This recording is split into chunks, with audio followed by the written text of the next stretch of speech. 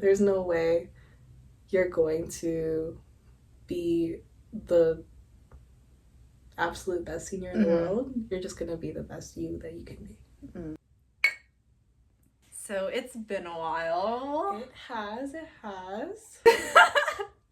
And our last video, which was about North versus South Campus majors, which was done like 2 years ago. Yeah. 2 years ago. That was a while back. I guess to reintroduce myself and our special guest here. My name is Tina, graduated class of 2022 with a stats major and minor in digital humanities, and now working in corporate. But the focus of today is not me, but our special guest. I'm Hannah. I was the Biz Econ major, graduated in 2022 as well with a minor in accounting, and now currently working as an auditor. I wanted to start off a new series called TwenTEA Reflections, and with these series I wanted to reflect on an era of significant personal growth, which is known as our 20s. So hence the title. We'll be diving, in Hannah's case, her job as an auditor, how she got into it, her typical week, and her advice for college, those newly graduated, about to graduate, those in college, or those in their 20s. So, exactly. Yes, let's get started. Yes.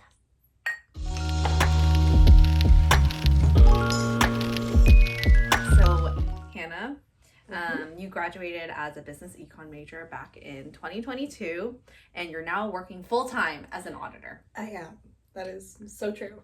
Okay, so how did you prepare during college and after college to, actually get that job? It's hard now. The job market is hard. It's crazy. But something that I got to do during college was a lot of public accounting firms are specifically recruiting people who are in their sophomore and junior years to either do their internships or go into short summer programs as an intro to the company. So I joined, I guess I interviewed when I was in my sophomore year of college, during COVID. Yeah. But interviewed, got accepted into a couple programs, and eventually just kept on returning summer after summer, and then they wanted me to come in and join full-time.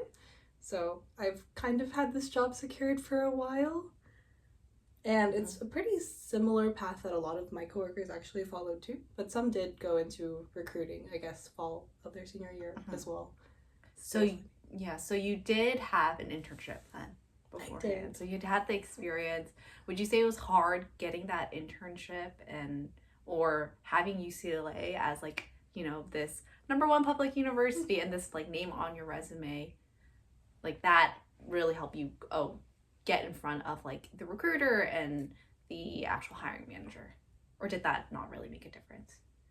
I think that's a good point. I think when I was recruiting, it didn't feel like it helped a lot, just because a lot of my same UCLA peers were just getting the same opportunities as I was, which is amazing, but it just felt normal. But I guess when I came into the workforce or into the internship, I did notice a lot of other schools of a similar caliber were also just joining in on the internship as well. So I think it definitely had an impact, the college that I went to and the programs that they provided in getting me this internship.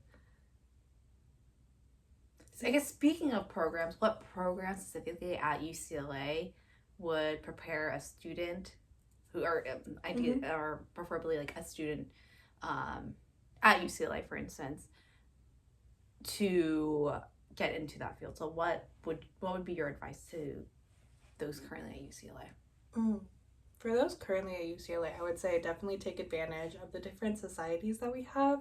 If you're interested in accounting or if you're interested in business in general, we have a lot of different groups like the Student Accounting Society, Beta Alpha Psi, and all of these clubs and organizations that help provide resources for y'all, resume workshops, interview workshops, all of those things.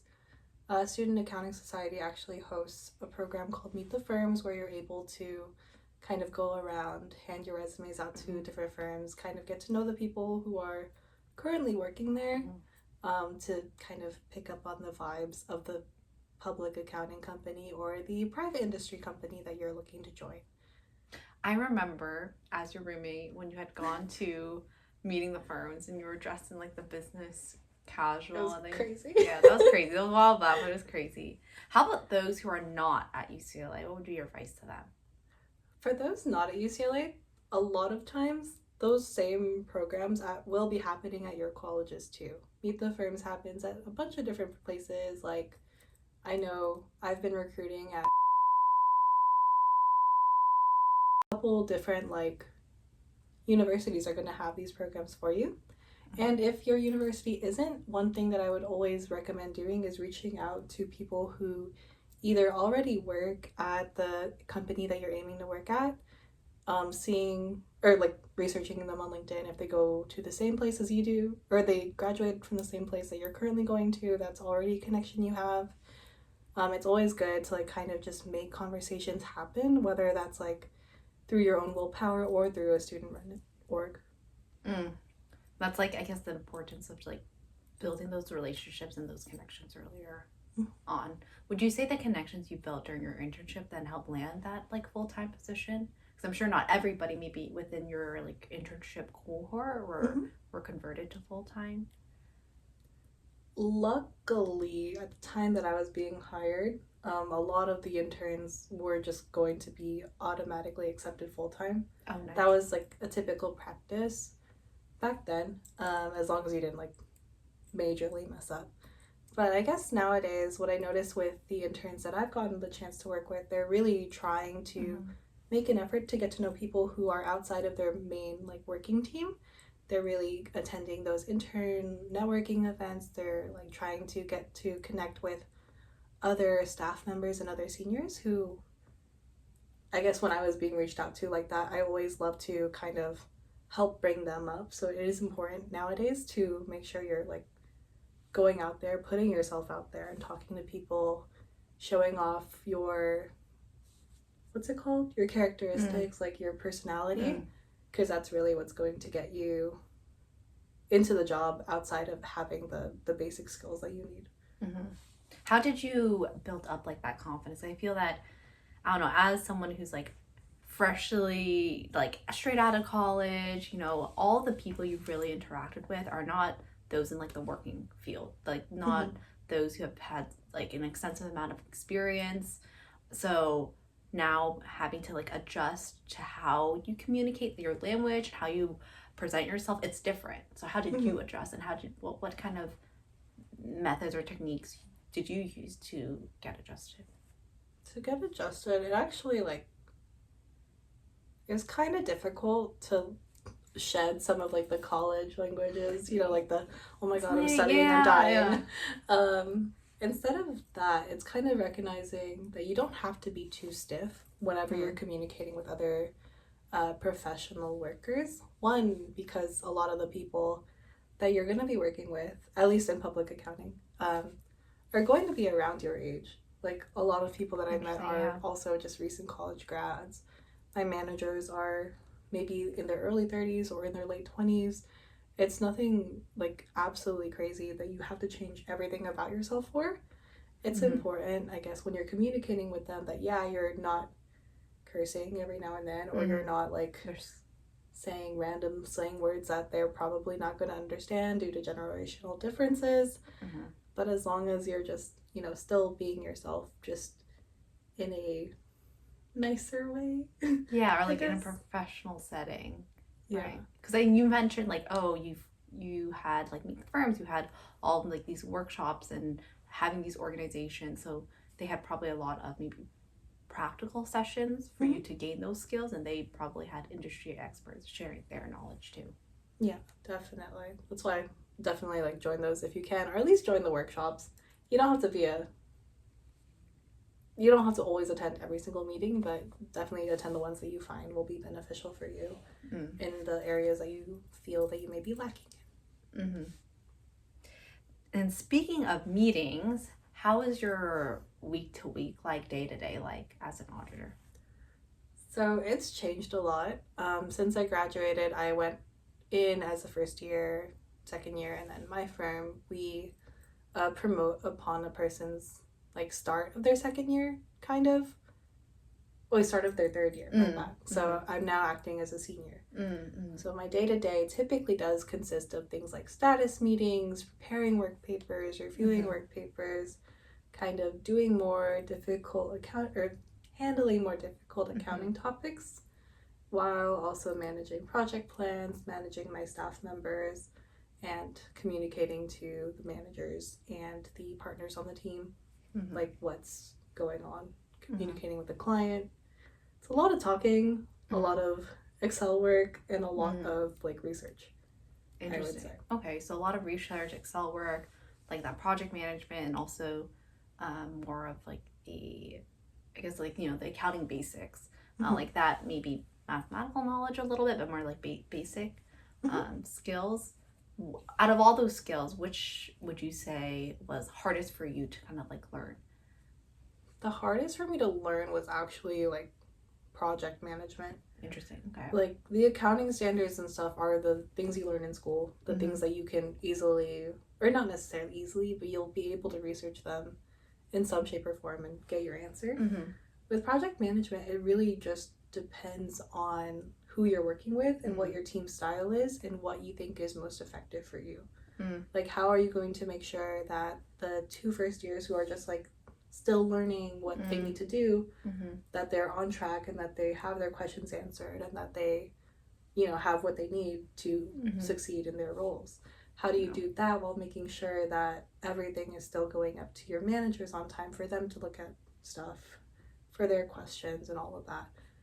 I guess as a senior, that's one of the things that I'm currently working on, that I'm finding to be a challenge, but it's still like a necessary skill. Yeah, it's like a whole learning experience where it seems like you don't really gain that practical experience until you have people to manage. You have all these projects and deadlines to manage, so you have to work through it. What resources have helped you in terms of like learning? Would you say just having to organize this? Like, if you could be a little bit more specific on that. Yeah, so for sure, the resources that have helped me so far with project management would be, I guess the main resources, the seniors that worked before me.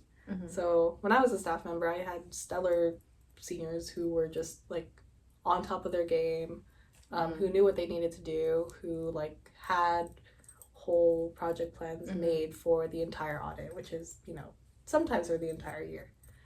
So learning from them what to do, like what tips and tricks that they had, that's the main thing. So I would say on-the-job experience is the most important, but also recognizing that there are going to be days where you just kind of fall behind. Like, that's fine too. Like, that's something that the seniors have told me, like, hey, you're not going to be perfect all the time, especially when you're just starting out. It's comforting to hear those words and to really take a step back and realize, like, you're just, in my case, 2 years out of college. There's no way you're going to be the absolute best senior in the world. You're just going to be the best you that you can be. I think that's good, genuine advice. And it seems like you were leaning on a lot of like senior associates or like in the field for that advice. Yeah. Exactly. How did you, I guess, muster up the courage to not feel like embarrassed or feel like you're incapable to reach out to them? Because sometimes I feel like there's a barrier. Like even I feel like I experience this on, I want to reach out to someone senior, but I don't want it to seem like, like I'm incapable of doing something. Oh, that's really fair. That is a true worry that I've had for all of my life, right? And then I started in corporate and I was like, you know what, there's no way I can make it through without learning from people who've been in my position before. And if I wanted to stop making the mistakes that I did, I knew that the only solution was to ask for help. And something that I'm really grateful for is like all of the people who I've worked with so far have been people who are like, you know what, don't struggle alone. Always ask if you need to. So I've had that experience and I'm lucky to have had that experience. I know it's not the same for everybody else, but kind of just realizing that, okay, the reason they're saying that, you know, don't be afraid to struggle, or don't be afraid to ask for help, don't struggle alone, is because they've been in the same position as I was before. They were the ones who were in their first, second, or senior year just like looking at their work paper and like crying, you know? So getting to that point of realization is like, okay, they know what's going on, or they can show me the steps to get to where I can be. To get to know where I'll be the one that knows what's going on. You know? Yeah, honestly, it's comforting to have people who are more knowledgeable to lean on. And I guess speaking of knowledge, and you touched on this a little earlier, of, okay, there were skills you learned in college, more like the mathematical, like basic Excel skills, you learned in your classes that were transferable, but more of the management skills, not so much, or project management skills, not so much, because you're dealing with different groups, different people, so like situations will change, personalities are always different, those will vary.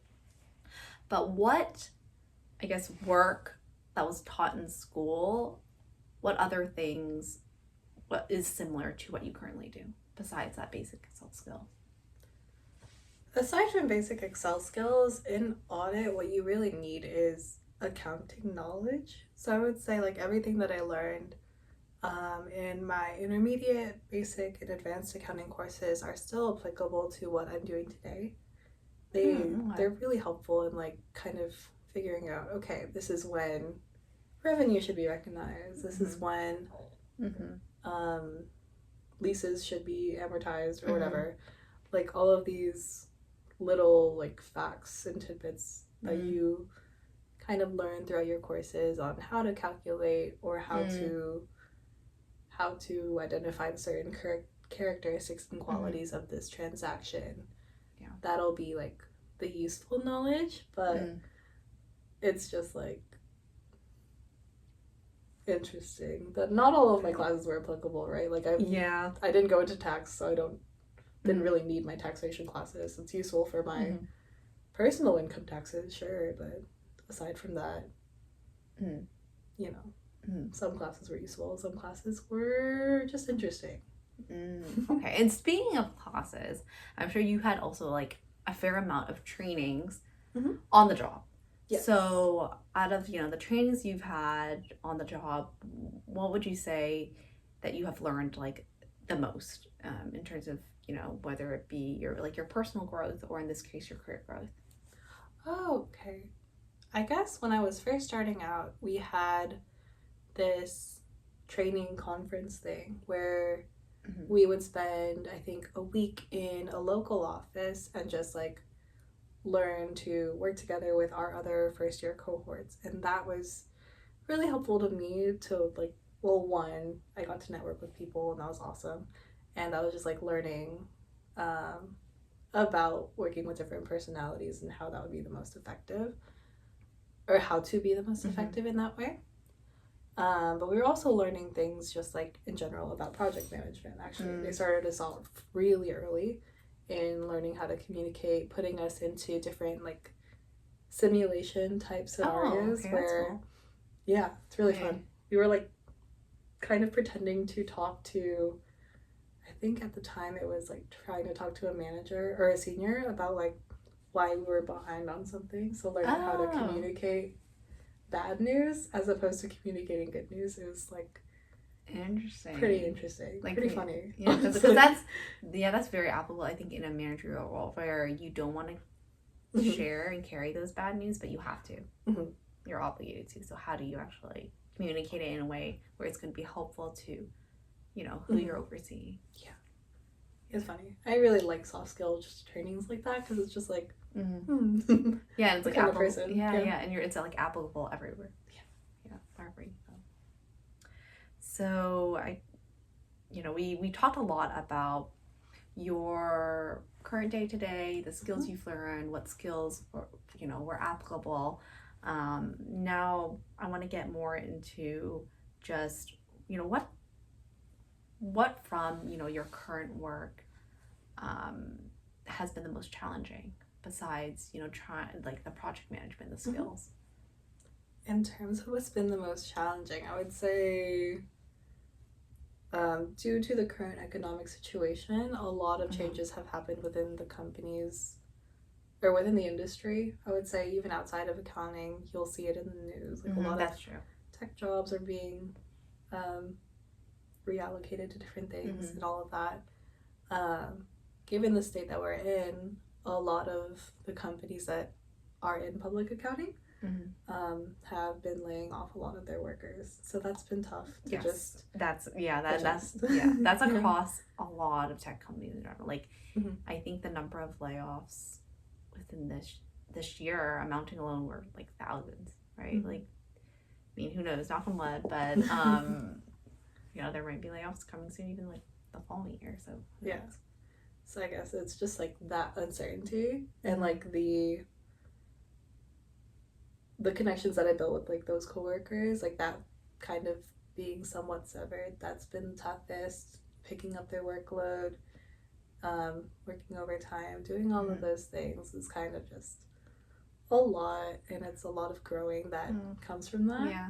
But luckily, a lot of like the friends that I had built connections with are like still being able to find positions, so I'm happy for them, and I hope everybody out there who's affected has been having some luck or will have some luck in the future. And I guess I know we were just, you know, bulk of this conversation was about your role as an auditor and what people can do now, but you're right, the economic state of the country overall is pretty uncertain. But do you have any other like parting words for those who want to get into like this type of field or even unsure? If you are looking to get into this type of field, I would definitely recommend doing the things that we were talking about before, like reaching out, meet the firms, doing all those things. Yeah. But also doing a little bit more research on like what this role entails and what other options may be available, just because once you start looking for jobs, if you start pigeonholing yourself into just looking at auditor positions, you're kind of going to get stuck seeing that the same position is available over and over and over again. But if you kind of branch out and like start interviewing at other locations and for other positions, you'll see you'll get more experience interviewing, first of all, and then you'll also get more experience just learning what else is out there that you can even bring into the auditor position if you choose to come into it. I guess also speaking of like how there's so many other like niches within the field itself, like what made you go more into like the auditing side? Honestly, it's because I didn't do enough research. Because there are other really cool things within public accounting that you can do, like being an advisory, which is similar to consulting, but you're like more so helping, I guess, in internal audit stuff. So you're working in specialized areas, like if you like to think about controls, or if you like to think about inventory, or if you like to think about like just one specific niche item, that is really cool, especially if you're trying to specialize in something. I don't know, audit is like pretty broad, I would say, and it's cool if you're like not sure what you want to learn about more or want to grow yourself in more, but it's definitely like considered a gateway position for people to go into more niche things. So why not skip the first step and then try something different if you can and have the opportunity to do so. I guess finding this goes for more like less related towards like the career side, but more on like desire and how you feel what's right for you. How did you find like, okay, yes, you kind of stumbled upon auditing, but what would be your advice to those who are, you know, maybe younger on knowing like, okay, is this right for me? Because I feel like even when, you know, kind of reflecting back when we were, you know, making that video on like North versus campus majors, it was like, how do we really know what? But I think there was a lot of unknown on like, oh, what was gonna be post grad, like how like what our lives would be like, Mhm. and there was just a lot of ambiguity, but we kind of just rolled with it. Yeah. And there was like a certain level of an excitement, but Mhm. there's also a certain level of anxiety. So for those graduating, for those in college, for those already out of college still figuring it out, Mhm. and we are still figuring it out, to be transparent. So real. Yeah, but what would be your like one final advice on just that general topic? In general, this is gonna sound Like super figuring it out. overwhelming. Yeah. But like, try everything. I know that sounds so broad, but like, I mean that in the sense of like, try applying for things that you don't think you'll generally be interested in, because you never know when you interview. Like, if you ask them questions and all of that, you'll be like, oh, that actually sounds more fun than I thought it would be. Or try everything in the sense of like trying to intern at different places. Intern during the summer with one company, intern during the next summer with like a totally different role at another company. Do everything that you can to like keep yourself busy, but not like overworked. Yeah. Keep yourself busy enough to the point where you're like, okay, all of these things are fun, but what am I happiest doing? That will bring me what I consider to be what I need. You know, it'll be hard to find those positions, but I'm sure if you like look small, go everywhere that you can, Indeed, LinkedIn, all those things, you'll find something that maybe will suit you. And I know we're nearing like the end of like this this reflection on just, I guess, your life post-grad and now as an auditor. So a fun question that I have would a fun question. So if you could choose to be like any snack, what would it be? A snack? Damn. I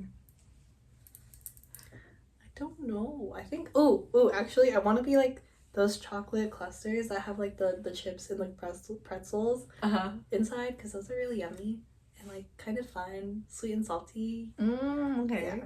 Multi-dimensional, you know? Okay. Yeah, and that concludes our talk. Out of this whole reflection, whole discussion, if there's one thing that listeners and viewers should take away, what would that one thing be? Try things. Keep trying. Do what you can. That's about it. Okay. Thanks so much, Hannah, for joining us. Like, comment, subscribe.